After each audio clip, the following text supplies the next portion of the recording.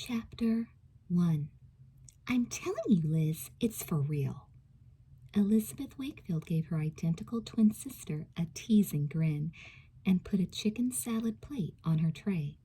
Come on, Jess, you don't really believe all that crazy Ouija board stuff, do you? Then how do you explain it? Jessica asked as she tossed her sun-kissed blonde hair off her shoulders. It knew I'd have a date for the endless summer concert. A laugh bubbled up in Elizabeth's throat. The fact that the Ouija board correctly predicted that Jessica would have a date for the concert wasn't exactly mind-boggling. Pretty, flirtatious Jessica could have had a date for almost every single night of the week. Anyone who knew her could have made the same prediction. Hiding a smile, Elizabeth pushed her tray along the chrome rails toward the cashier, paid for her lunch, and made her way across the crowded Western Building cafeteria. Jessica followed her. Since she and her twin had begun working as summer interns at the Sweet Valley News, they hadn't had leisurely lunch breaks. Usually they grabbed a sandwich whenever they could spare the time, and Mondays were always especially rushed. But after work, the summer nights seemed to go on forever. Lately, Jessica had been spending her evenings with her good friend Leela Fowler. Leela had just returned from London and brought back a Ouija board, which, according to her, was the latest craze in England. It was typical of Jessica to get caught up in trends. Nearly every month she had a new hobby, dated a new boy, and followed the latest fashion trend. Almost anything new or unusual was sure to be a hit with impulsive, daredevil Jessica. Elizabeth was at the opposite end of the spectrum. She stayed with one thing until she excelled at it. Her main interests were reading and writing. Working at the local paper for the summer was just another way for her to achieve her goal. Someday, she knew, she would be a professional writer. Even at 16, she wrote poetry, short stories, and one-act plays. Elizabeth was steady, dependable, and thoughtful, about as different from Jessica as a person could be. There were times when Elizabeth could hardly believe they were even related, let alone identical twins. But, personalities aside, they were absolutely identical. Both had size 6 figures, blue-green eyes, and dimpled left cheeks. The summer sun had darkened their golden tans and brought out the highlights in their wavy blonde hair. The Wakefield twins were quintessential California girls. Only the fact that Elizabeth always wore a watch and Jessica never did was a giveaway. As their mother often joked, Elizabeth had been born on time and Jessica 4 minutes late. Naturally, it had been Elizabeth's idea for them to spend the summer chained to newspaper desks, as Jessica liked to say. But her initial objections had evaporated once she had met several handsome reporters at the Sweet Valley News. Not even Elizabeth had expected their summer to be so exciting. Within days of starting their internships, the twins had been caught up in a grisly murder case. When that was wrapped up, mob hitmen and a boy in the protective witness program had dragged Elizabeth and Jessica into serious danger. Summer's almost over, Elizabeth mused. She swallowed a mouthful of chicken salad and glanced at her sister. Jessica grimaced. Don't remind me. Oh, come on, Jess. Getting back to school might be pretty relaxing after the summer we've had. That's true, Jessica agreed. She popped a grape in her mouth and sighed. I think I'll ask the Ouija board if I'll have any fun at school this year. Elizabeth bit back a sarcastic reply. Instead, she rolled her eyes as she said, You don't need a message from the other side to tell you that, Jess. I can make the prediction now. She dropped her voice a register and said in a thick accent, Yes, you will have fun at school this year. Ha ha, go ahead and laugh, Jessica retorted, but I know there are things in this world we can't explain. She gave Elizabeth a pointed look. UFOs, paranormal disturbances. Para what? Elizabeth choked on her soda. For a moment, she alternated between laughter and coughing. Jess, come on, she scoffed. You come on, Liz, Jessica insisted. You know sometimes we have ESP with each other. Yeah, well, Elizabeth's voice trailed off, and she poked her straw into the crushed ice in her cup. It was true that being identical twins often meant they could sense things about each other when they were apart. But that's nothing like a Ouija board, Jess, and you know it. Her twin smirked. You just don't want to believe in anything you can't find a rational explanation. Right, Elizabeth cut in dryly. I can't find a rational explanation for why you always need to borrow my clothes when you have twice as many as I do, and when you like totally different styles. But I sort of doubt there's anything supernatural about it. You just don't understand. Jessica lifted her chin and looked away. She added a haughty sniff for emphasis. Elizabeth shrugged and wiped her fingers with a paper napkin. The rational explanation was that either Leela or Jessica was deliberately or unconsciously guiding the answers. What Elizabeth didn't understand was how Jessica could be so gullible about it. Let's just forget it, Jess. Anyway, we better get back upstairs, or our summer jobs will be over a few weeks early. At 7 o'clock, the twins arrived at the Dairy Burger, Sweet Valley's most popular hangout. Within seconds of stepping through the front door, they spotted the table where several of their friends were sitting, waiting for them. Liz, Jess, over here! Kara Walker waved eagerly as they headed over. Hi, y'all, Jessica said with a wide grin. She flopped into a chair next to Leela Fowler and helped herself to a spoonful of Leela's ice cream. Elizabeth sat down in the corner next to her best friend, Enid Rowlands. Enid and Leela didn't like each other very much, but because Leela was Jessica's friend and Enid was Elizabeth's friend, they often found themselves together when they were out with the twins. I got another letter from Jeffrey today, Elizabeth whispered to Enid. Geez, when does he have time to be a camp counselor? Her friend teased. He spends all his time writing to you. Smiling, Elizabeth pulled the folded sheets out of her bag and smoothed them with a flourish. Her steady boyfriend, Jeffrey French, had been working at a camp near San Francisco all summer. It was difficult not being together, but they talked on the phone at least once a week and wrote each other letters almost every day. What's new at camp anyway? Enid asked. She pushed her curly brown bangs off her forehead and added, I bet it's cooler up there than it is down here. Elizabeth's eyes ran down Jeffrey's letter, and a smile lit up her face. Much of the letter was private, but there were parts she could tell her best friend about. He says he might have some great news for me, but he's keeping it a secret. What do you think it could be? I have no idea, Enid replied. Well, I don't know why he has to be so mysterious about it. Maybe he's... Elizabeth broke off as her sister's voice rose at the end of the table. Last night, Leela and I asked the Ouija board if I would ever be on TV, and it said yes, Jessica announced triumphantly. Just then, Ken Matthews and Winston Egbert came over to the table. Having heard what Jessica said, the two boys exchanged a meaningful look. Is she serious or what? Ken drawled. Totally serious, Winston replied.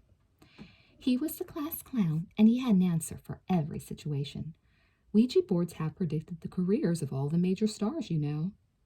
Winston sat down beside Elizabeth, reached for a napkin, and handed it to Jessica. Can I have your autograph now, Jessica, while you're still an unknown? Everyone laughed, including Jessica and Leela.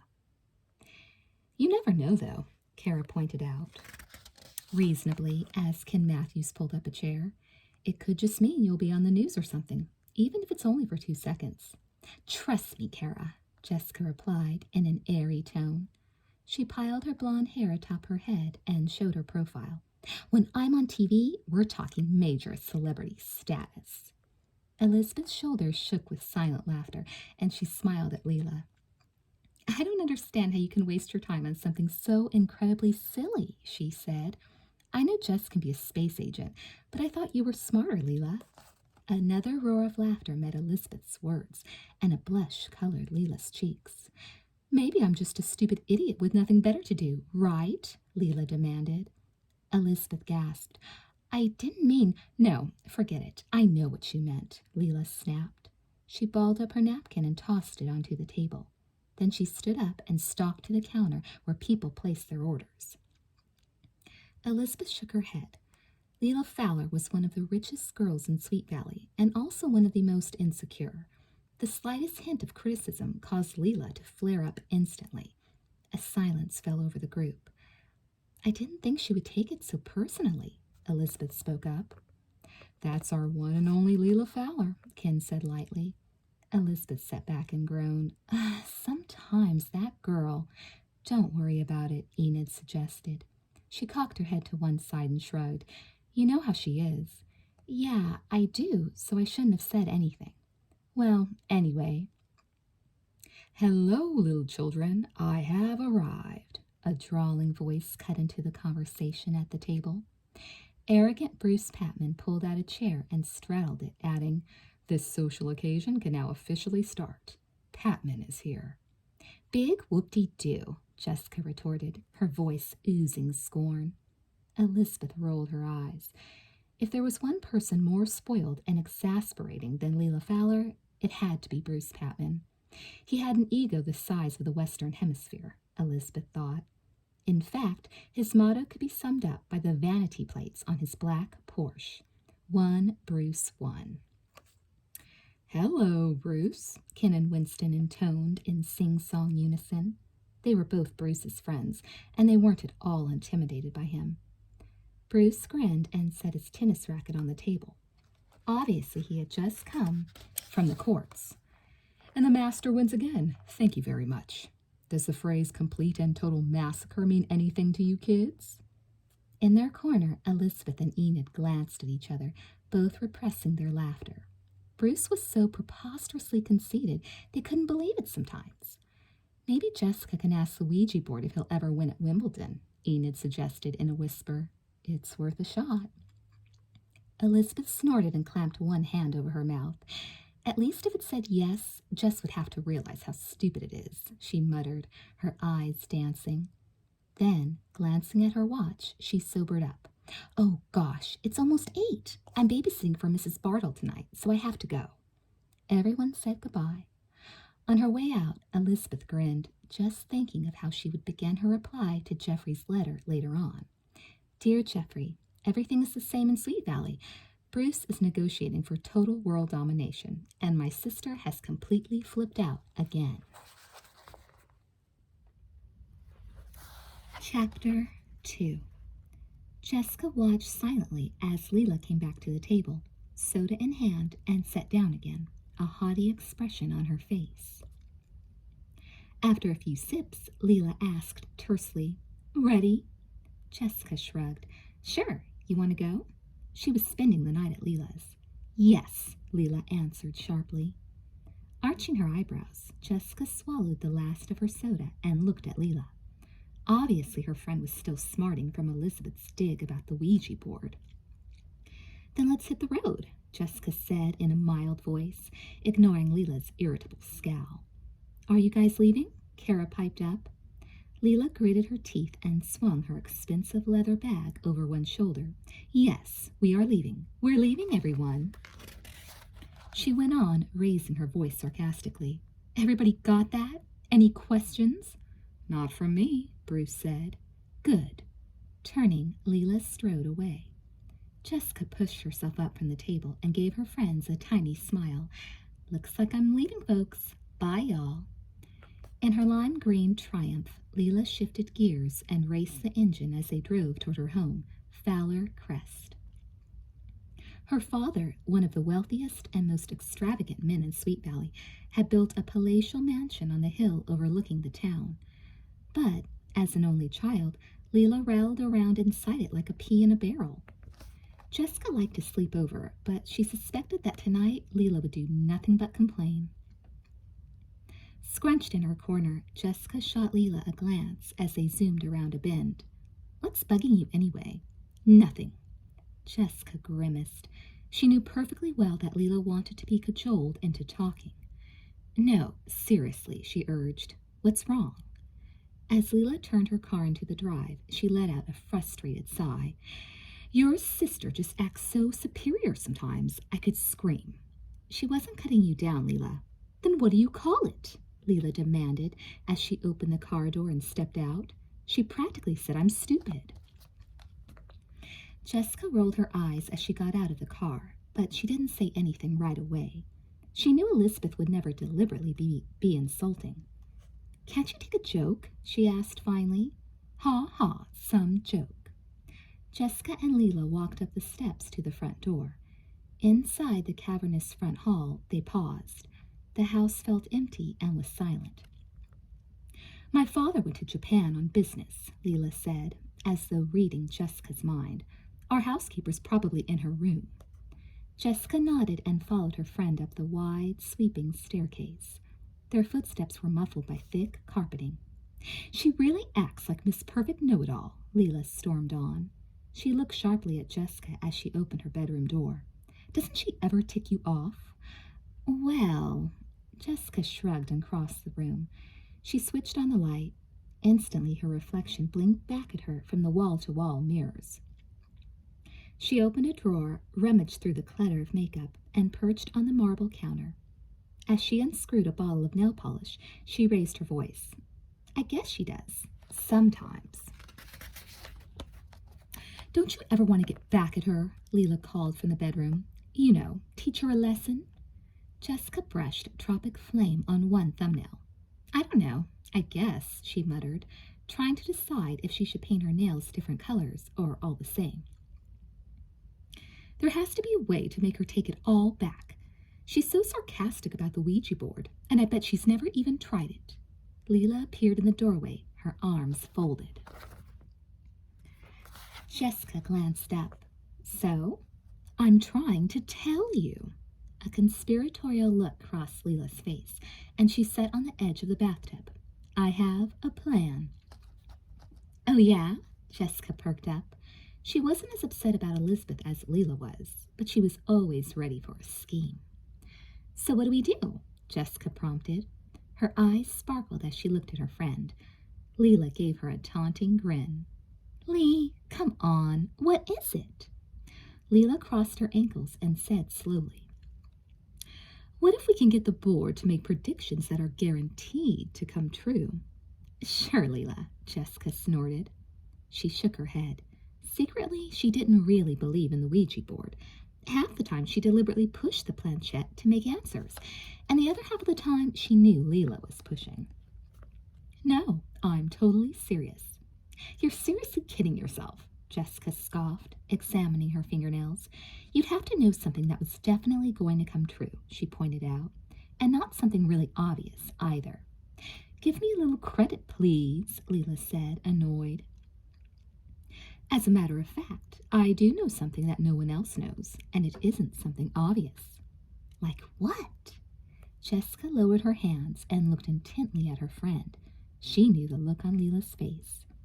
"You know the Endless Summer Concert?" "Yeah, sure, it's next Saturday. So what about it?"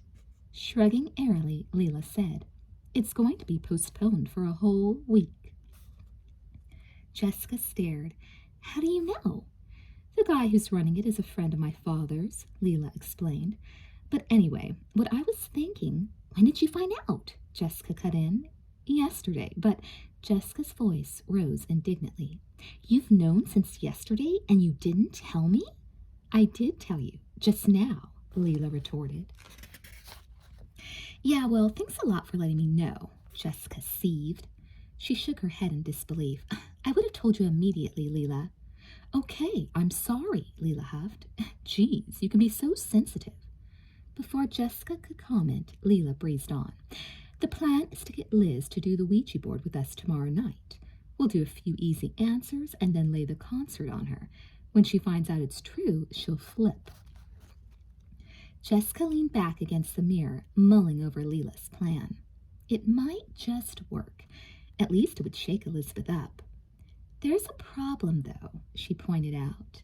Leela cocked one eyebrow, and Jessica went on.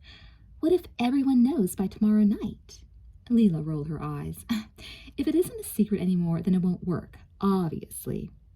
Okay. Jessica let her mind run through the possibilities. An impish smile lit her eyes. "I know where she keeps Jeffrey's letters. We could use something really private from them." Good, Leela said with a grin. That's good. Just something to soften her up. Jessica let out a peal of laughter. She'll be so surprised she won't know what to say. For once, Leela added. Their eyes met and they both giggled. Jessica had to hand it to her friend. If there was anyone who could cook up a plan, it was Leela Fowler. Elizabeth was loading the dishwasher on Tuesday evening when her twin bounced into the kitchen, grinning. What's up? Elizabeth asked lightly. Leela's coming over. With a sarcastic smile, Elizabeth said, Great. Jessica took a plate and rinsed it before stacking it in the dishwasher. I know she's not your favorite person in the world, but she's bringing over the Ouija board, and we want you— No way, Elizabeth cut in. She glanced at her sister from the corner of her eye. Jessica was looking extremely innocent, always a danger sign. You aren't getting me into one of your dumb seances. Jessica looked hurt. But Liz, why not? I mean, so you don't believe it, but you've never even tried. Give it a chance. Besides, she added slyly, you're always saying writers should be open to all kinds of new experiences, right? Do I always say that? Elizabeth teased. Yes, you do. Now, come on, it can't hurt. Or are you afraid you'll find out something you don't want to know? Elizabeth faced her sister and laughed. She knew her twin was a champion manipulator. I'm not afraid of anything, she replied. Jessica folded her arms and leaned back against the kitchen counter, her blue-green eyes twinkling with mischief. So, she prompted challengingly, aren't you the teeniest bit curious? No. You're a terrible liar, Liz. Elizabeth giggled and flicked water off her fingers at Jessica, who squawked and ducked away. Well, maybe I am a little bit, Elizabeth confessed, but just to see how you and Leela fake the answers. I knew it, Jessica said, ignoring Elizabeth's cynical words. As soon as Leela gets here, we can start. Elizabeth rolled her eyes. I can't wait. Half an hour later, Elizabeth and Leela followed Jessica up to her room. After sweeping a pile of laundry off her rug, Jessica opened up the Ouija board. Okay, Liz, you sit on this side, Leela over there, and I'll sit here, Jessica ordered. Elizabeth did as she was told. Although she didn't want to admit it, she really was curious about what her twin and Leela did during their sessions with the Ouija board. The Ouija board had an arc of bold block lettering stretching from side to side. Elizabeth could see it consisted of the alphabet. At one edge were the words yes and no. Leela opened her shoulder bag and took out the planchette, a miniature triangular table with 3 legs. In the middle of it was a clear plastic circle about the same size as the block letters. Okay, Jessica began in a hushed voice. I'll turn off all the lights except one. Elizabeth grinned and then stage whispered, The spirits won't be able to see us. Shh, her sister hissed. Jessica turned off the overhead light, but she let the light from the closet stream out into the darkened bedroom. Leela shot Elizabeth a look of weary patience. That's just the way we do it, she said. Got it. Elizabeth tried not to smile or to make any more snide remarks. Okay, Liz, Jessica explained. You put your fingertips on the edge of the planchette. Right, she added, as Elizabeth followed her instructions. Really lightly. I'll ask the first question, Leela spoke up. She rested her fingers on the other side of the planchette. While Elizabeth watched in skeptical silence, Leela closed her eyes. Is there anyone here the spirits have a message for? Nothing happened. Elizabeth ducked her head to hide a grin. It was obvious that Leela and Jessica were trying to set a mysterious, spooky mood. Me? Leela went on. Or Jessica? The planchette was still motionless, sitting in the middle of the board. How about me? Elizabeth offered. After a moment's hesitation, the planchette crept across the Ouija board toward the word yes. What a surprise, she added mildly. Cut it out, Liz, Jessica warned. Can't you try to be serious? Sorry, Elizabeth whispered. She didn't know why Jessica and Leela insisted on acting as if the planchette moved by itself, but she was willing to go along with the game. Leela cleared her throat. What is the message for Elizabeth Wakefield? The planchette began to inch forward again. Elizabeth moved her arms to keep her fingers in contact with it. She was positive Leela was guiding it. While they watched, the planchette glided back and forth across the alphabet, spelling out good news. Good news, Jessica repeated in an excited voice. That's great, Liz. Okay, can you tell us what the good news is? Again, the planchette swept across the board, picking out letters one by one. S-E-C-R-E-S, it wrote. Must be secret, Leela muttered. Jessica nodded and looked eagerly at Elizabeth. That's what it is. You'll get some good news, but it's a secret. Cocking her head to one side, Elizabeth frowned at the board. Just the day before, Geoffrey had written to say he might have some good news, but wasn't going to say what it was. A sneaking suspicion entered her mind, and she glanced sharply at her twin. Have you been reading my letters? She demanded. Jessica gaped at her. What? Of course not, she blustered. She looked at Leela in astonishment, and then back at Elizabeth. Liz, I wouldn't do that, I swear. As Elizabeth met her twin's eyes, she tried to read Jessica's mind. Jessica met her gaze steadily, a faintly injured expression on her face. Reluctantly, Elizabeth broke eye contact. You believe me, don't you, Liz? Jessica prompted. Honest, I wouldn't read your private letters. I guess. Is it true? Leela spoke up. She had an I told you so smile on her face. Are you getting some secret good news? Elizabeth shrugged. I don't really know, she admitted. I mean, it's kind of vague. Maybe. But that doesn't prove anything, she added hastily as a meaningful look passed between her sister and Leela. Liz, it doesn't, she interrupted Jessica. Elizabeth gave them both a lopsided grin. It's just a coincidence, you guys. Leela and Jessica shared another look, and Leela nodded. Maybe it is. Let's ask something else. As soon as Leela and Elizabeth placed their fingertips on the planchette again, it started moving quickly. It must be important, Jessica whispered, her eyes wide. C-O-N-C-E-R-T, she read off as the planchette picked out the letters. What about the concert? The endless summer concert? The planchette quivered and then traveled to the word yes. Something about the endless summer concert? Leela breathed in excitement. Okay, what about it? D-E-L-A-Y, the board spelled out. Delayed, Leela echoed. For how long? W-E-E-K were the letters that appeared next. Leela gasped. Delayed for a week? Y-E-S was the board's answer. Elizabeth burst out laughing. Oh, come on, you guys. That's totally ridiculous. Just this afternoon, Seth asked me to check all the details for an article he's running tomorrow about the concert. There's no way it's going to be postponed. She chuckled softly. Seth was one of the reporters at the paper. Well, Jessica pursed her lips. Maybe we misunderstood. Maybe we asked the wrong way. Elizabeth unfolded her legs and stood up. Look, you guys, it was fun, but I've had enough. But Liz, you promised. And I did it, okay? I never said I'd spend all night asking questions, she insisted, heading for the door. Jessica and Leela glanced at each other and shrugged. Elizabeth chuckled again and headed downstairs.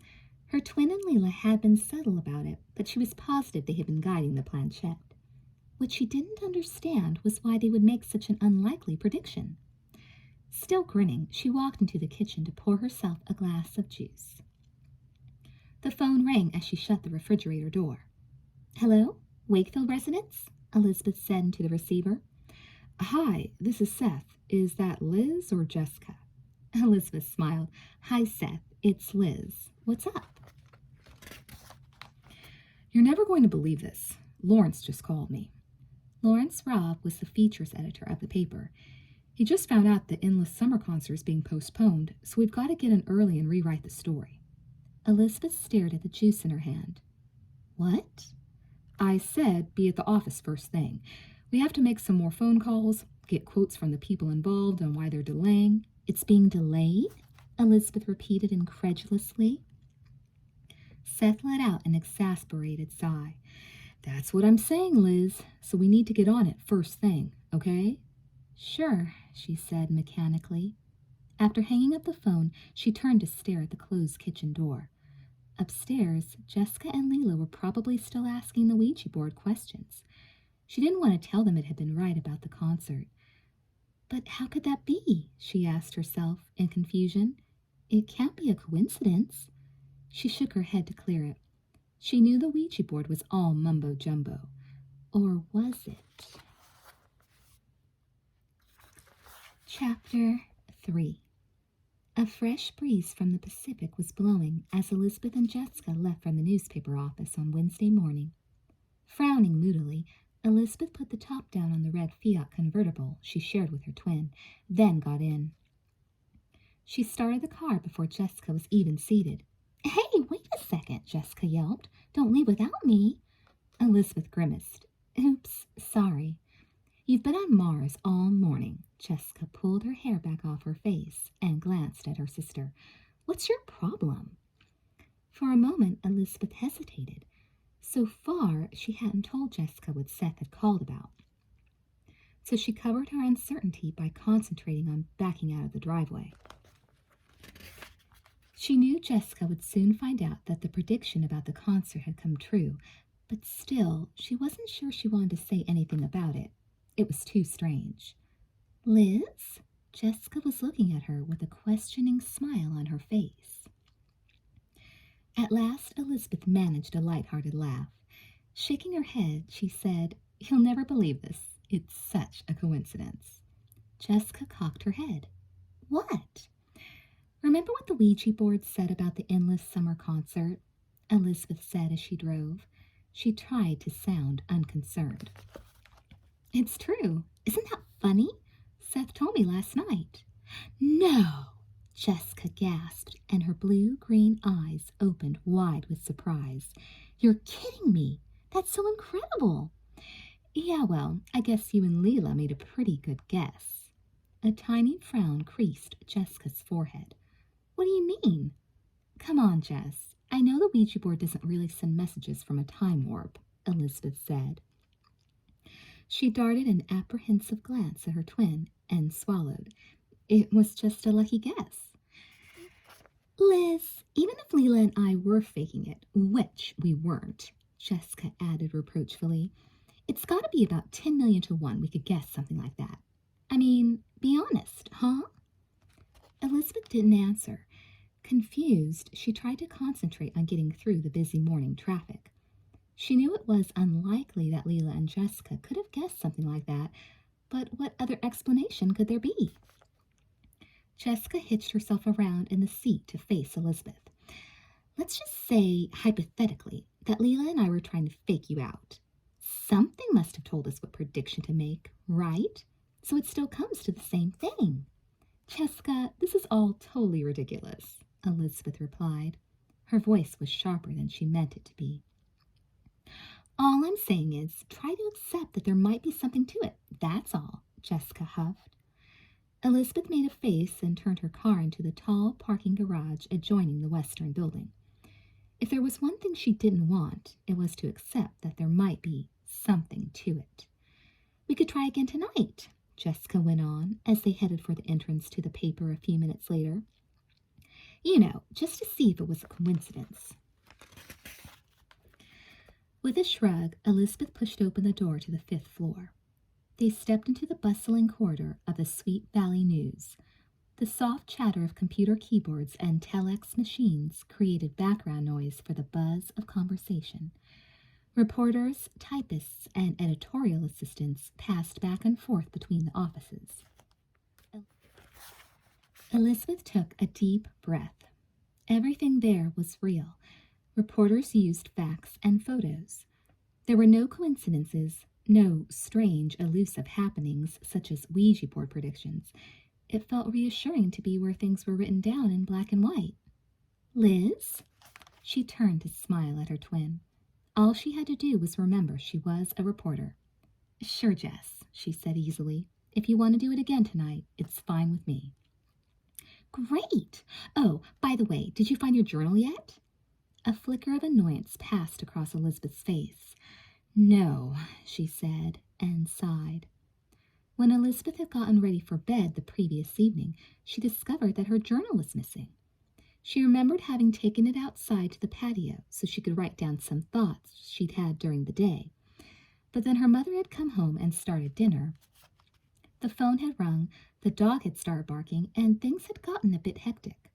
Afterward, Elizabeth couldn't recall what she had done with her journal, if she had put it down inside, if she had taken it upstairs, or if she had left it outdoors.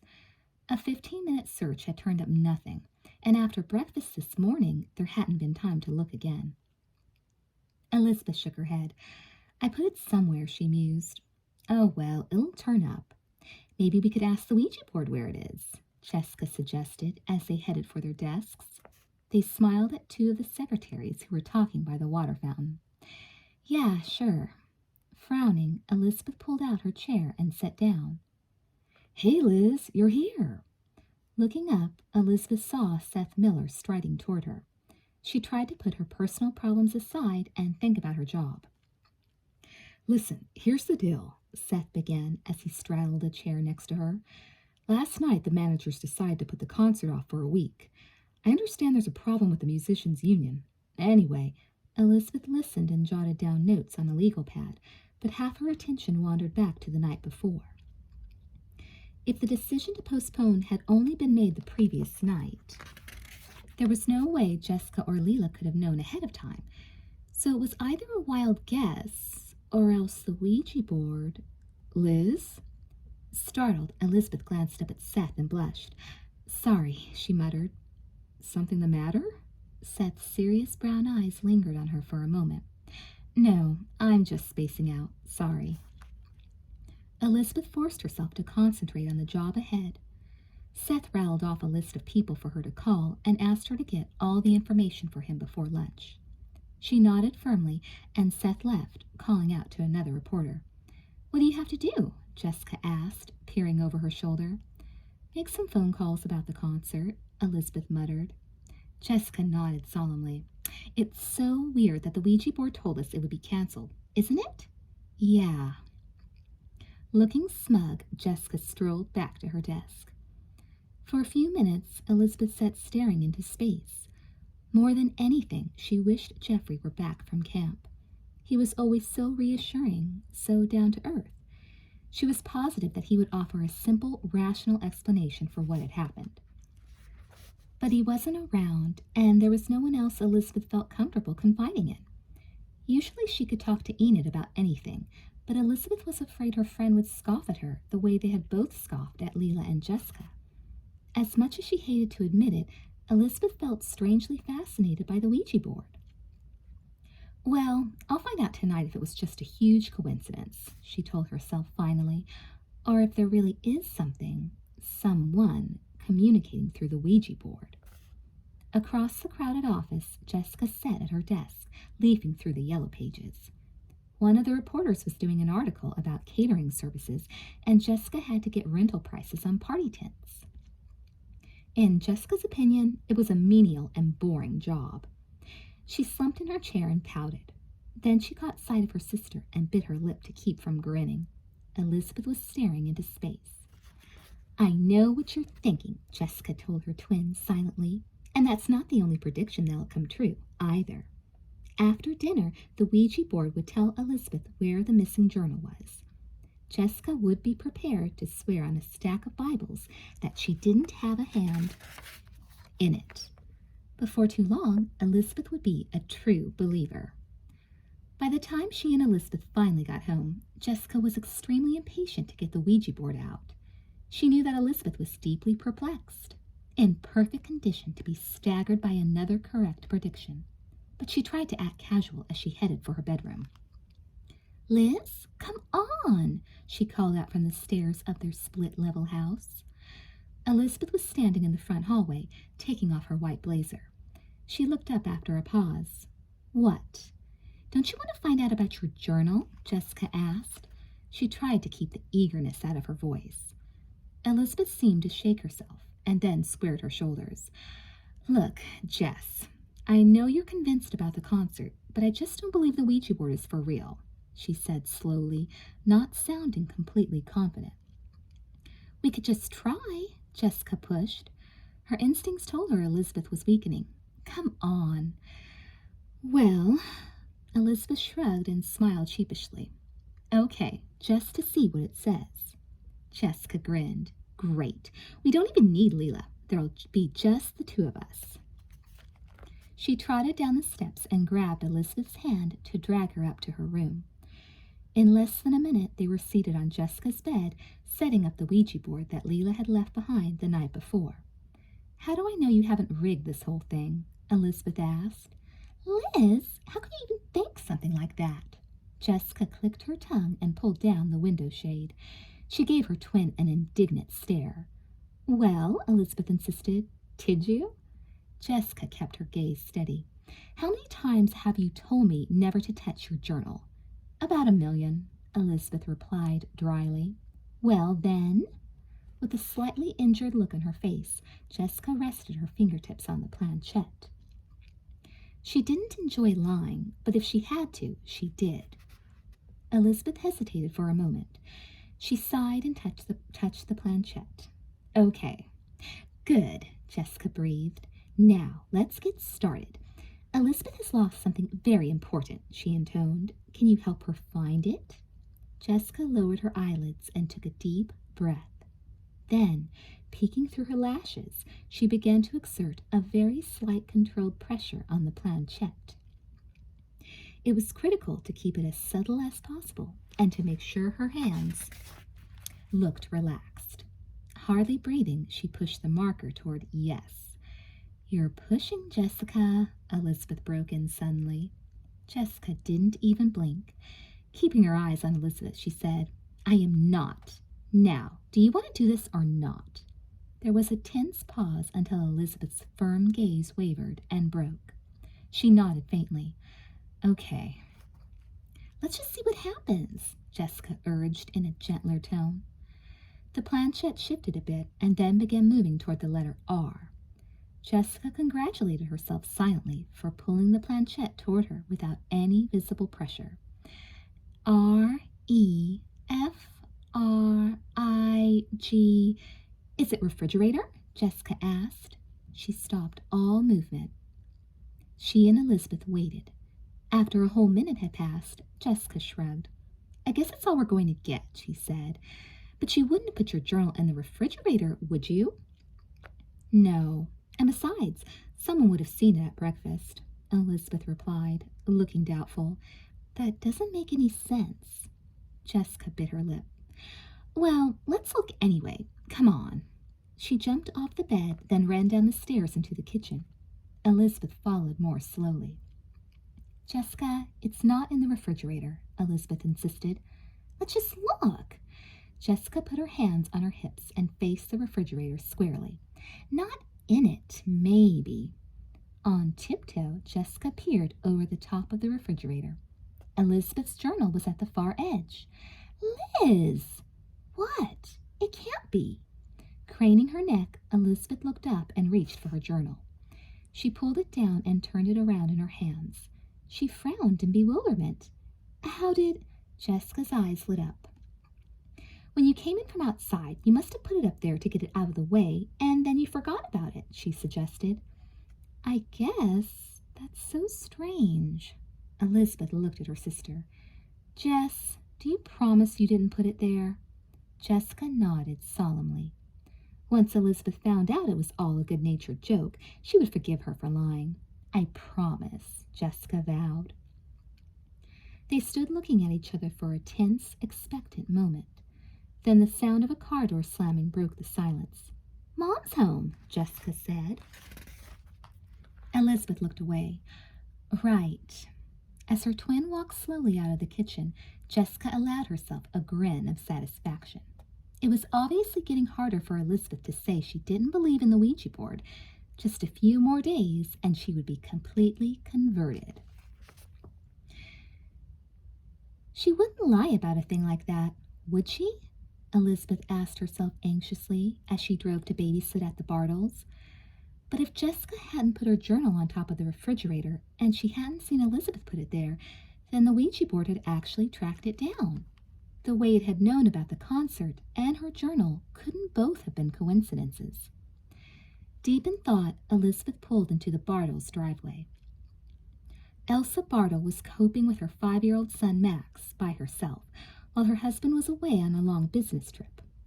Max spent his days at a daycare center while Elsa worked, and when she had meetings to attend at night, Elizabeth babysat for Max. "Hi, Liz," Elsa said as she greeted Elizabeth at the front door. Elizabeth nodded absently. "Hi, how's Max?" she asked, following Elsa into the living room. "A little cranky. He didn't have a nap today," Elsa replied with a warm smile. "He's watching a movie on the VCR right now, but I think he'll be asleep pretty soon." "Great." With an effort, Elizabeth put the Ouija board out of her mind and focused on her responsibilities. "I'll ask Max if he wants me to read to him," she offered. Elsa patted her arm. "Terrific. I'll be back by 10. Elizabeth locked the door behind Elsa, then turned to follow the sound of the TV to find Max. For the rest of the evening, she told herself firmly, she was not going to think about postponed concerts, missing journals, or disturbingly accurate predictions. At least she would make a real effort not to. Chapter 4. After work on Thursday, Jessica waited in front of the Western Building for Leela to pick her up.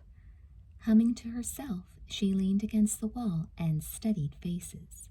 She kept up a running commentary with herself on the men that hurried past. Cute, definitely cute. His hair is too curly. Now, that one is prime. Too old. She flashed a dazzling smile at a young lawyer type in a 3-piece suit strolling by. Then she caught sight of Leela's lime green Triumph pulling up to the curb.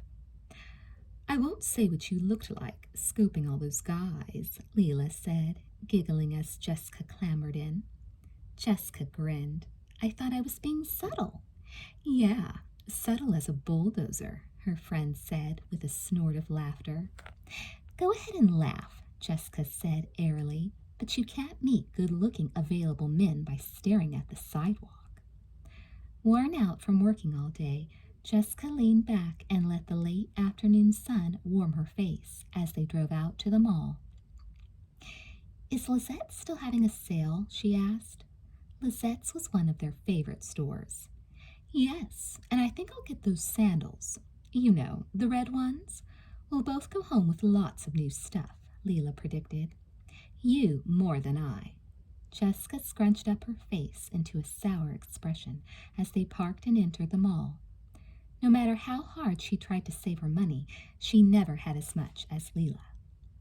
Smiling happily, Leela sailed ahead and led the way to the makeup counters, which stretched ahead of them like islands of glitter and sparkling color. Jessica steered her friend to their favorite cosmetics counter, where she examined various lip pencils and lipsticks. "So, anyway, how'd it go last night?" Leela asked as she tried on some lip gloss. "You know, with Liz." Jessica grinned at her friend in the mirror. "Perfect. I stashed her diary on top of the refrigerator, and the Ouija board told her just where to look." Leela let out a giggle. "That Ouija board is truly amazing," she drawled sarcastically. "Is she really falling for it?" "I'm pretty sure she is. And get this," Jessica added gleefully, her eyes sparkling with mischief. "This afternoon, Liz was reading a book in the office.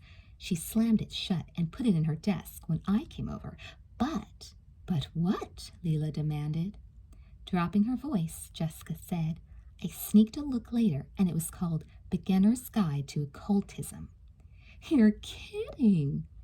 Hooting with laughter, Leela snatched a tissue and wiped the lip gloss off her mouth. Still giggling, she tried another color. "She's going to be floored when she finds out it's all a big joke." "You're telling me," Jessica agreed. She cocked her eyebrows. "Let's keep it up until next week, then tell her, okay?" Leela shook her head. "No way." "What do you mean?" "I thought of something else to do. An extension of the original plan," Leela explained. The ultimate test. Okay, shoot. Moving down the counter, Jessica picked out a peacock blue eyeliner pencil and began shading under her lashes. She wondered if Leela was getting too zealous about tricking Elizabeth, but she shrugged her doubts away. Jessica fluttered her eyelids rapidly to see how the color looked and waited for Leela to elaborate. All right, this is the plan. Say the Ouija board gives Liz some really bad news, Leela began. She hopped up into a tall stool. Jessica's gaze slid over to Leela and then back to the mirror. What kind of bad news? Well, say Liz finds out someone she knows is really sick. Are we talking terminal illness? Grinning, Leela nodded her head. You got it. So what would her reaction be? That's simple, Jessica said. If it was a friend of hers, she'd be really upset, and she'd be super nice and helpful. Leela laughed. Of course she would. But what if it's someone Liz hates? Okay, Liz doesn't hate anybody, she corrected herself quickly, but really dislikes. Really can't stand. Someone we know who gets on her nerves. There was an expectant pause. Jessica stared at her friend in admiration. She could almost read Leela's mind. Bruce. A sneaky smile lit Leela's face. Exactly. Leela, you're brilliant. Leela bowed from the waist. Thank you very much. But I don't know, Jessica frowned, musing on Leela's latest scheme. Why would he go along with it? He doesn't even have to know, Leela explained eagerly. She hitched the stool closer and went on in a conspiratorial voice. The Ouija board will say that Bruce is keeping it a secret. Jessica snickered and her eyes glowed. You've thought of everything. Right, Leela agreed with a look of satisfaction. Liz is going to get all mushy over Bruce, and he won't even know what's going on.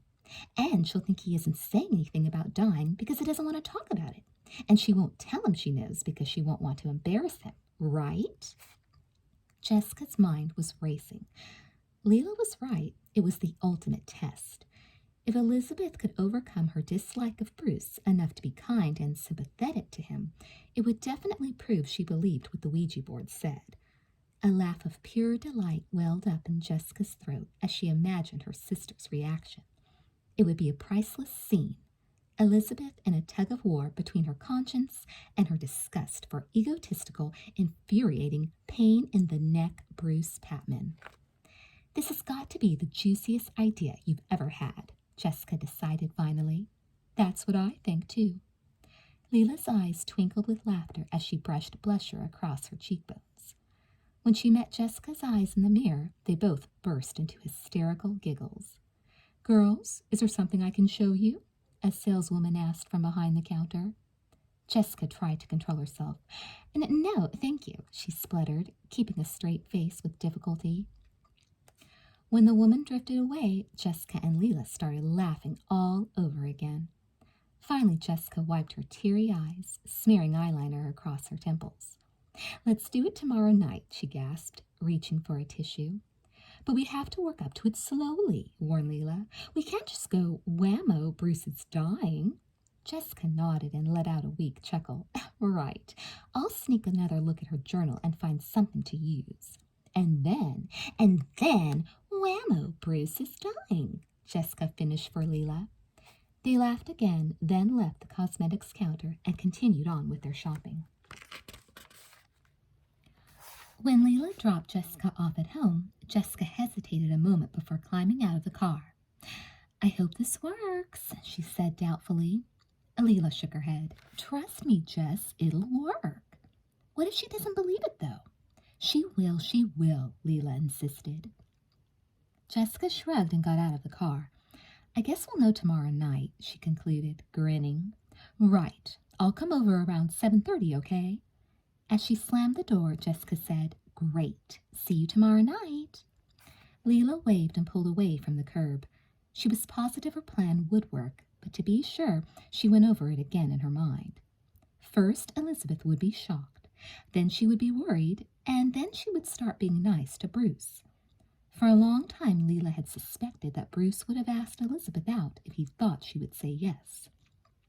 And if it hadn't been for Geoffrey, Leela knew Bruce wasn't likely to ignore an attentive Elizabeth. If everything worked out as planned, Elizabeth and Bruce would be spending lots of time together before Geoffrey got back from camp.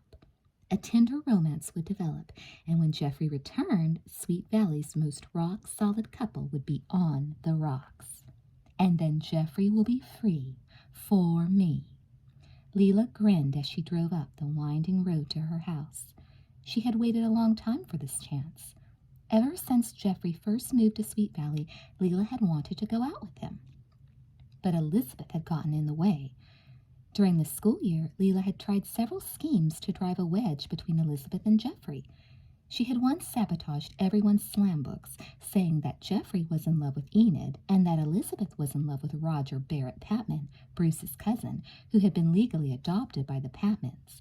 For some reason, though, her plots had all backfired. Elizabeth always managed to hang on to Geoffrey. But not this time, Leela told herself. This time, she was sure her plan was fail-safe. Leela sighed blissfully as she stopped the car in front of her house. "Leela Fowler, you are a genius," she said aloud.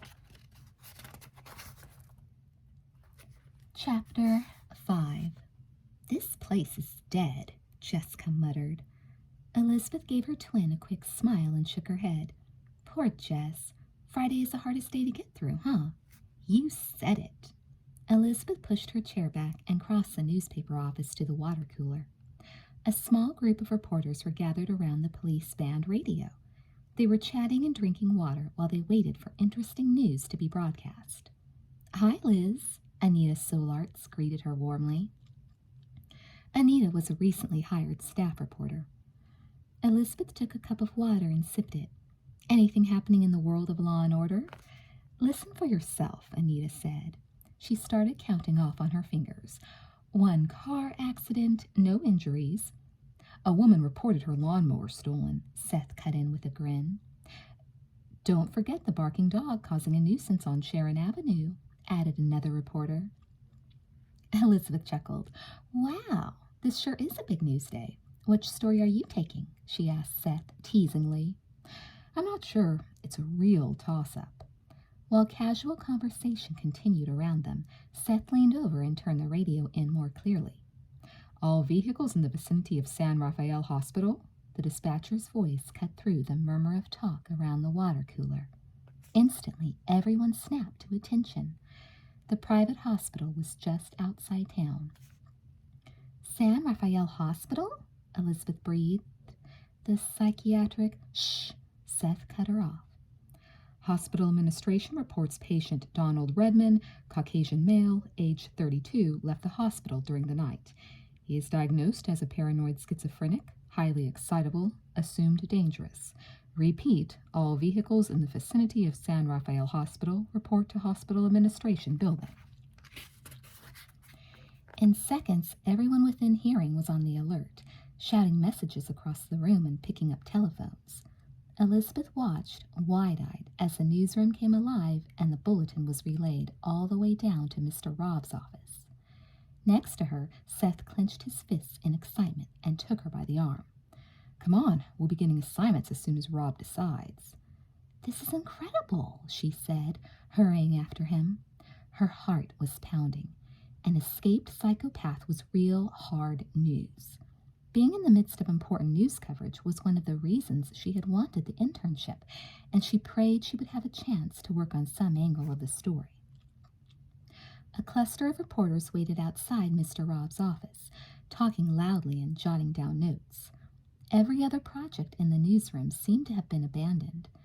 An expectant hush fell over the group as Mr. Robb's door opened. "Okay, Anita, I want you to go over to San Rafael and interview the staff on Redmond's behavior," Mr. Robb announced crisply. He jabbed the air with his finger as he pointed. "Pete, you keep track of the police investigation, and Seth, I want Redmond's case history. My source says he's a Sweet Valley native. Got it? Okay, get to work, everyone." The crowd scattered, buzzing with excitement. Elizabeth followed Seth to his desk, just stopping to snatch a pencil and a notepad from her own desk as she passed it. "What should I do?" she asked. Seth ran one hand through his hair and frowned. Okay, first, if this guy's from Sweet Valley, let's see if he went to school here. Then we need to find out where he lived and what he did to end up in the nut house. I can get in touch with the high school principal, Elizabeth said, rapidly scribbling on her pad.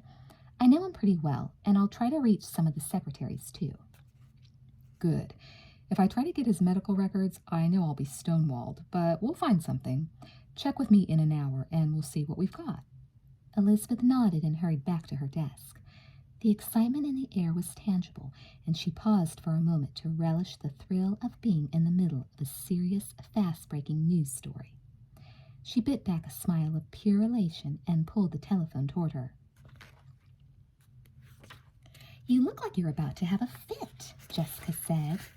She leaned against Elizabeth's desk, her arms folded, a lopsided smile on her face. Well, come on! Elizabeth looked up at her twin in surprise. Don't you think this is pretty exciting?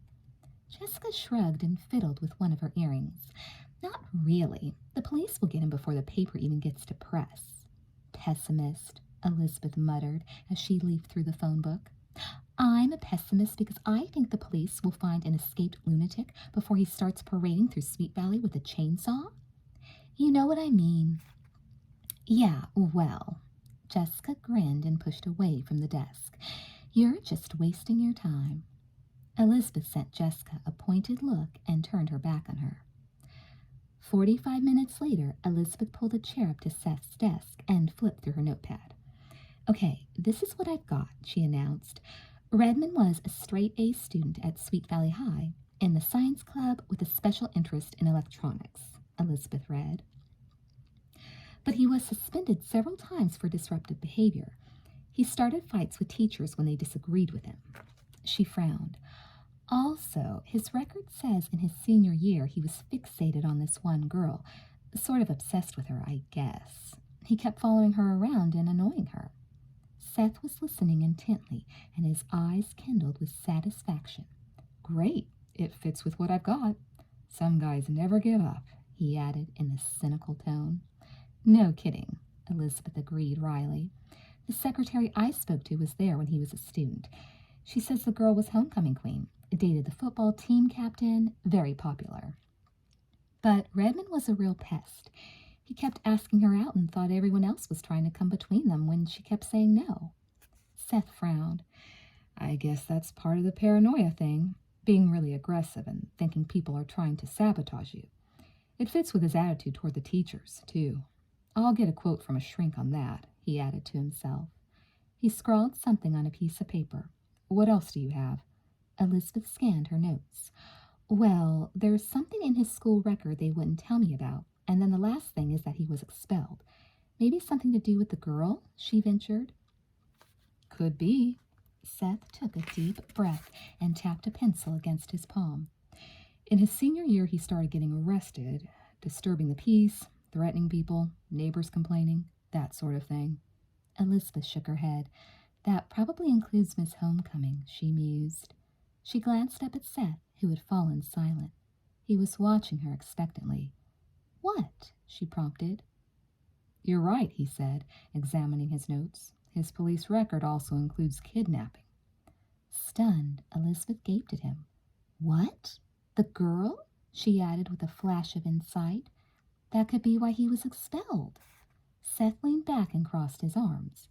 Yep, it was only for one day, but he was definitely holding her against her will. Is that why he was committed? Ah, Seth grinned triumphantly and folded his hands behind his neck. That's the exciting part, he said in a mysterious voice. Elizabeth punched his knee and gave him an ominous scowl. Come on, what was it? The reporter cleared his throat for effect.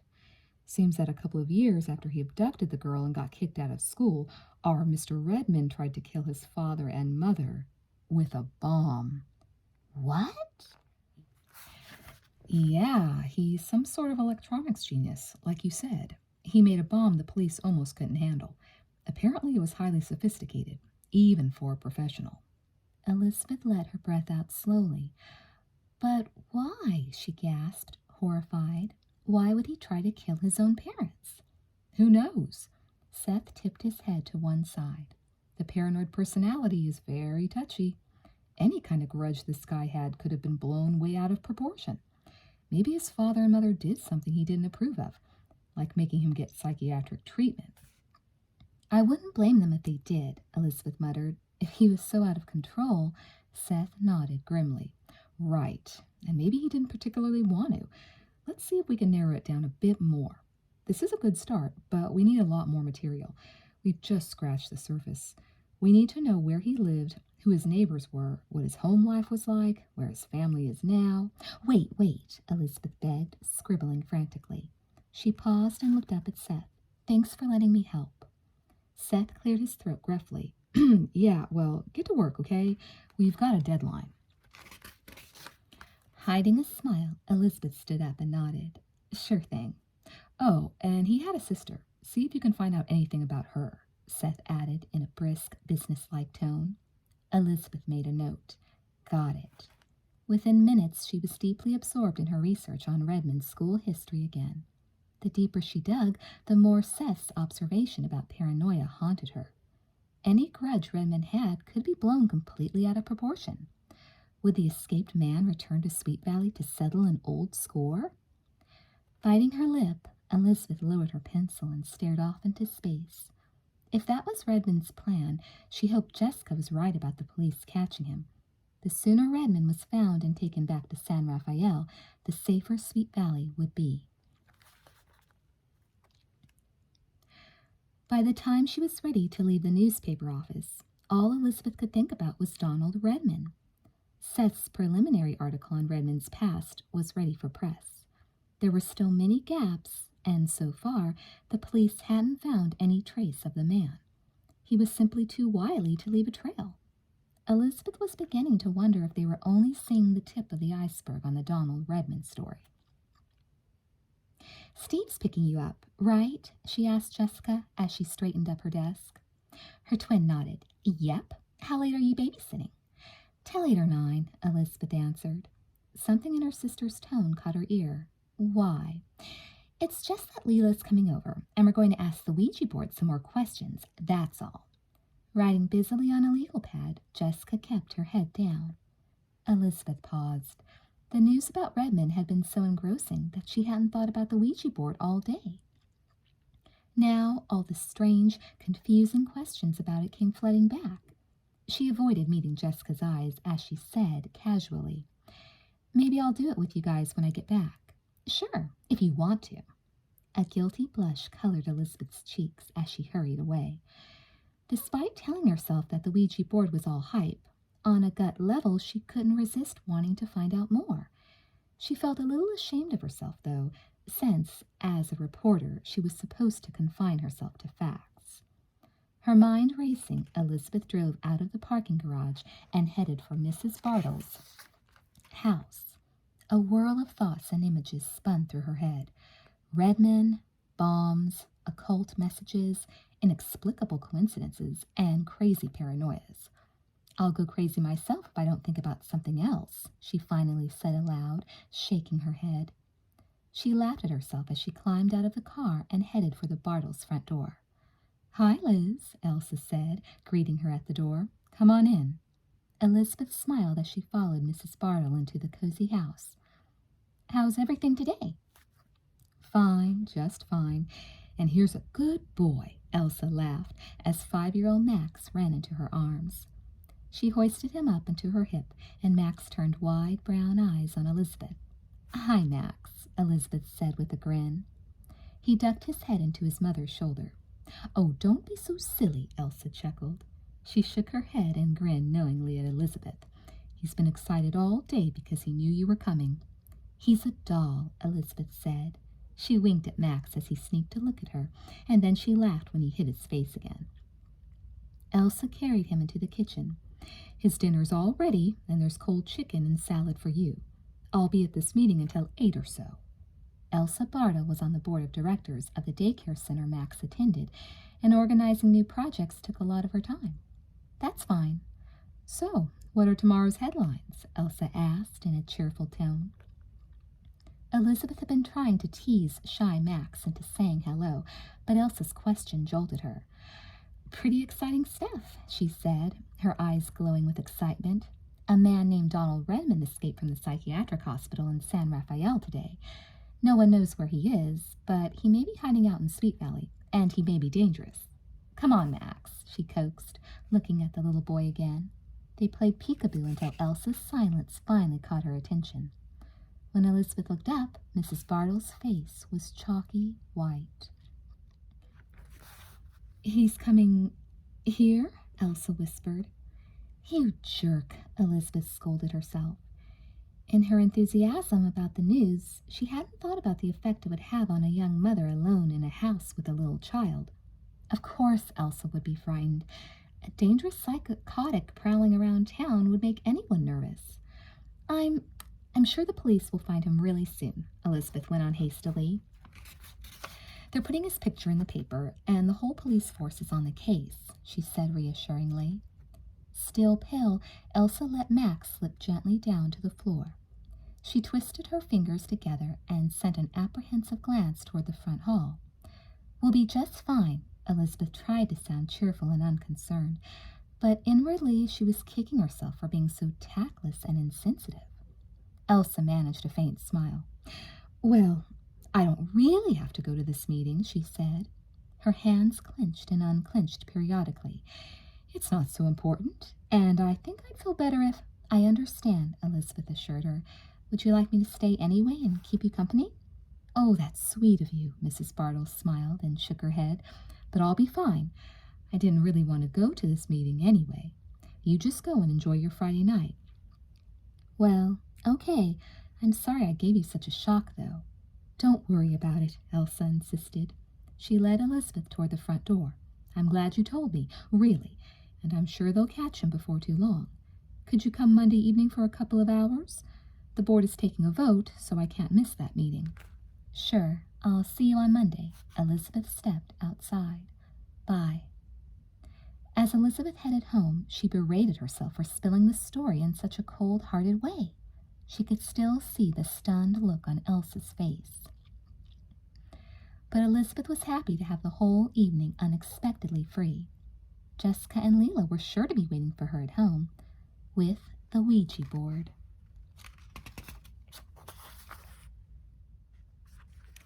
Chapter 6. "Hi!" Jessica, in her bathing suit, greeted Leela at the front door. "Let's go out back. I want to swim a few laps, if you don't mind." "Sure." Leela followed Jessica through the hall to the kitchen, where they stopped to grab 2 diet sodas from the refrigerator. "We have to get this story down cold," Leela began in an authoritative tone. Jessica nodded as she snapped open her can. "I know. Come on." She opened the sliding glass door in the dining room that led to the patio. After setting her soda down on the arm of a lounge chair, Jessica dove into the pool and concentrated on swimming laps. There was plenty of time to work out their story before Elizabeth came home, she figured. And besides, if she wanted to keep her cheerleader's figure, she had to spend time doing more than just sitting at an office desk. At last she pulled herself out and wrapped a huge towel around her, sarong style. Then she lay down in the chair next to Leela and reached for her soda. "Okay, shoot." "Sure you don't want to go running or something first?" Leela drawled. "Maybe a couple of sets of tennis?" Jessica sent her friend a withering look. "Very funny. Come on, let's get this worked out so we do it perfectly." "Fine, just checking." Leela became businesslike and serious as she continued. "First, I think we should make the Ouija board seem like it doesn't want to cooperate. Like it doesn't want us to know, right?" Leela nodded and took a sip of her diet soda. "Right, but then I'll demand to know the truth. If it's important, we have a right to know, I'll say." Leela curled her legs up under her and frowned. "What should Bruce have?" she added. Jessica snickered. "How about the plague?" "Can you die of leprosy?" Leela asked with a malicious giggle. "I mean, if he's got to go, he might as well have something really interesting." "A disfiguring disease," Jessica spluttered. "First, he loses all his hair. Leela cut her off with a shriek of laughter. Then his teeth fall out. Poor Bruce, Jessica purred. What a way to go. They both grinned mischievously. The smiles disappeared from their faces, however, when they heard a car's engine. Isn't that the Fiat? Leela whispered, wide-eyed with alarm. Jessica nodded tersely. Liz is home early. Just be cool. When Elizabeth came out onto the patio a few moments later, Jessica and Leela were calmly discussing whether to see a movie or go to the beach disco. Hi, guys. Jessica looked up and pretended to be surprised. Liz, I thought you weren't coming home till a lot later. Mrs. Bartle decided not to go out when I told her about that escaped psychopath, Elizabeth explained. Leela shivered. Ugh, that gives me the creeps. I wonder what would happen if we asked the Ouija board where Redmond is, Jessica suggested. Elizabeth and Leela both looked at her doubtfully, and Jessica raised her voice. Just a thought. Well, Elizabeth kicked her shoes off and stepped onto the top step of the pool. The water lapped around her ankles, and Jessica and Leela watched her silently. Why not? Jessica did not dare to glance at Leela for fear of Elizabeth noticing. But inwardly she smiled. Sensible, no-nonsense Elizabeth was hooked. Shrugging, Leela said, Sure, why not? Okay, then let's do it. Jessica wrapped her towel around her more tightly and led the way up to her room. Once the shades were drawn and the lights dimmed, they were ready. This time Jessica and Leela rested their fingertips on the planchette. Leela wet her lips. We are frightened. We may all be in danger, she said in a hushed voice. There is a man who could hurt us if he isn't found. The planchette was motionless. Sitting beside Jessica on the floor, Elizabeth shifted uneasily. Can't you help us? Leela continued. It could be a matter of life and death. Under their fingers, the planchette suddenly jerked. It traveled to the word yes. What does that mean? Elizabeth whispered. Yes, it can help, or yes, it's a matter of life and death. Leela shrugged. I don't know. We have to keep asking. Is someone in danger? She asked, in her solemn voice. The planchette moved to the word yes again. From Redmond? The pointer moved to no. The three girls looked at one another in surprise. I don't get it, Jessica muttered. Leela, you keep asking. Right. Leela considered for a moment and then nodded. Who is in danger? There was a brief hesitation, and then the planchette moved to the alphabet. B-P, it spelled.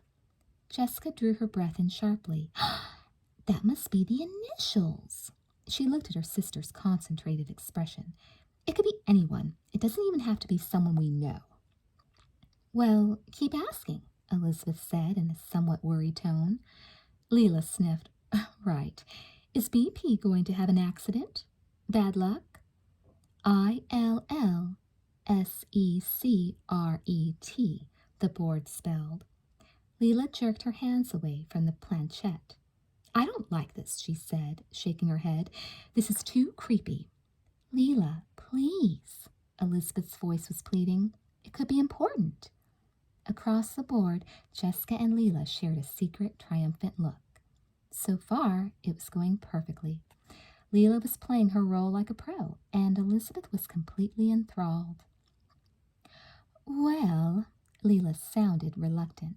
Then she sighed. I guess we should figure it out. Is BP someone we know? Slowly the planchette inched toward yes. Oh, no, Jessica moaned. She swallowed hard, relishing the drama.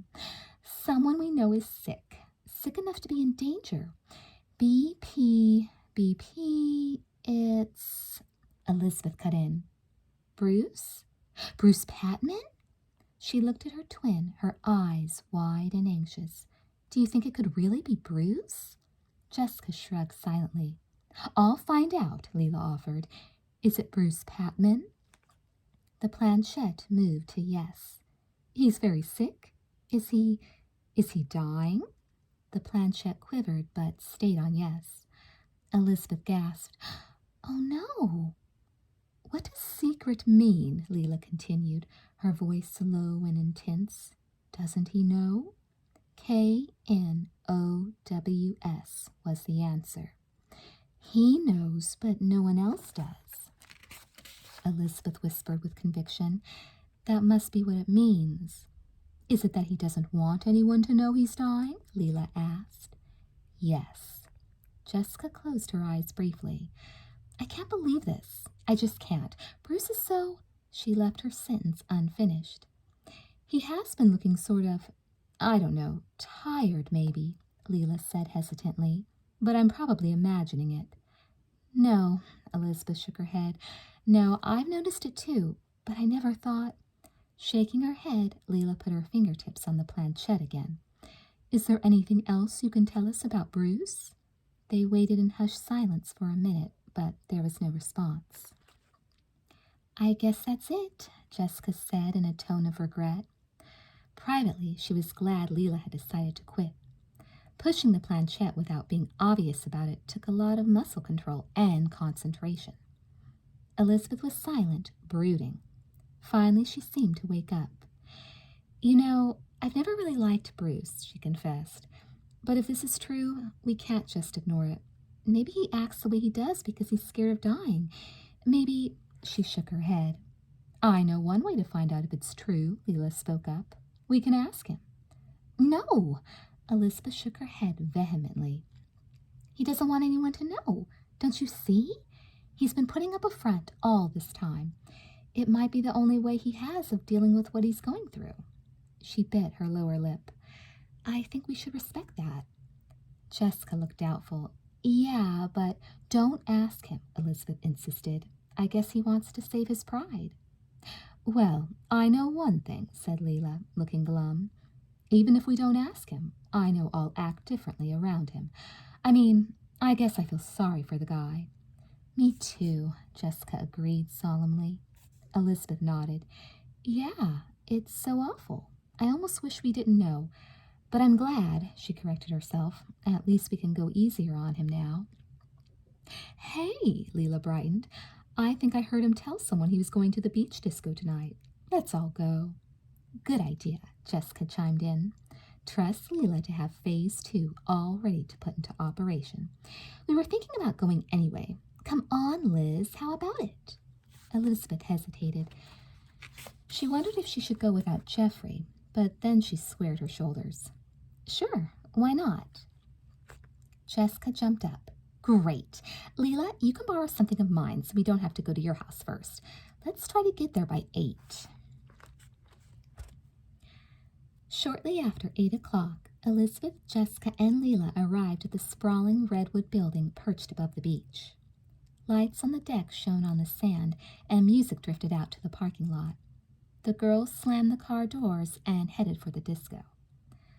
Looks crowded tonight, Jessica observed happily, taking a look at the number of cars in the parking lot. Elizabeth nodded. Her eyes were drawn to the black Porsche parked near the entrance. Bruce is here, she told herself. Poor guy. I just can't believe it. Deep in thought, she followed her sister and Leela inside. On the threshold, she stopped to let her eyes adjust to the flashing lights. By the time she recovered, Jessica and Leela had melted into the crowd. Elizabeth felt a bit strange being there without Geoffrey, but she didn't let it bother her. She was just there to relax, she thought, and possibly to say a few kind words to Bruce. Thinking over all the cutting remarks she had made to him in the past made her feel sick with guilt. At least she had a chance to make it up to him. As Elizabeth skirted around the throng of dancers, she kept looking for Bruce. She felt as though she had to speak to him, to let him know he had her support in his time of crisis. People kept bumping into her and blocking her view. Then, suddenly, she saw Bruce leaning against the wall just ahead of her. Bruce, hi, she called, giving him a warm smile. Bruce turned and saw her, and his dark eyebrows rose a fraction in surprise. Hey, Goldilocks. So, Elizabeth didn't know what to say. Suddenly shy, she looked away. What's new? Bruce looked even more surprised, but he smiled crookedly. Not much, Liz. there was a hint of question in his voice. She laughed. "Yes, I'm Liz," she assured him. "What are you doing here without Jeffrey?" He folded his arms across his chest and cocked his head to one side. Elizabeth smiled. "I can function without him, you know. I guess I just came to see—" She stopped herself before saying, "you." It was strange, she thought. Before tonight, she would have thought Bruce was being his usual arrogant self, but now she could tell it was all a bluff. A silence fell between them. Bruce looked at her appraisingly, as though trying to figure out what she was thinking. Then, as the music changed to a slow tune, he said, "You want to dance?" Without hesitating, Elizabeth nodded. She knew Bruce was a good dancer, and there was no telling how much longer he would be able to enjoy himself. Elizabeth willingly let him take her hand and lead her out onto the dance floor. "How are you, anyway?" she couldn't resist asking, as she looked up into his handsome face. "Just fine," Bruce murmured, grinning at her. "Just fine." Elizabeth's heart welled with emotion. Bruce was being so brave by pretending there was nothing wrong, she realized. For a moment, she thought she might cry. "So, what was it I said, anyway?" Bruce asked after they had been dancing for a while. "What?" Elizabeth looked at him, puzzled. He gave her another crooked smile. "You don't usually have much to say to me, so I was wondering what changed your mind." I just—" Raising her eyes to his, Elizabeth gave Bruce a long, meaningful look, trying to communicate her sympathy and support without bringing the subject out in the open. If he wanted to deal with it alone, she would respect that wish. "Nothing," she said in a choked voice. Bruce returned her look evenly. "Okay by me," he replied, his voice smooth and caressing. He tightened his arms around her. Poor Bruce, Elizabeth thought. You don't have to pretend. She rested her cheek against his shoulder and sighed. Poor Bruce.